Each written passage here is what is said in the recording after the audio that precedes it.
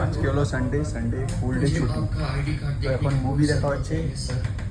এখানে আজকে আমি আছি, এখানে আমি জাস্ট নেবু পানি নেবু জল খেতেছিলাম, হয়ে গেছে আমার।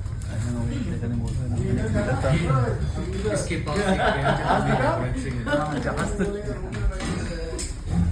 আর এটা হলো আমাদের জাহাজ এখন চলছে, সেলিং হচ্ছে, সেলিং চলছে, জাহাজ চলছে। আমরা যাচ্ছি কারাইকাল পোর্ট, ধামরা পোর্টে লোডিং ছিল, কারাইকালে ডিসচার্জ।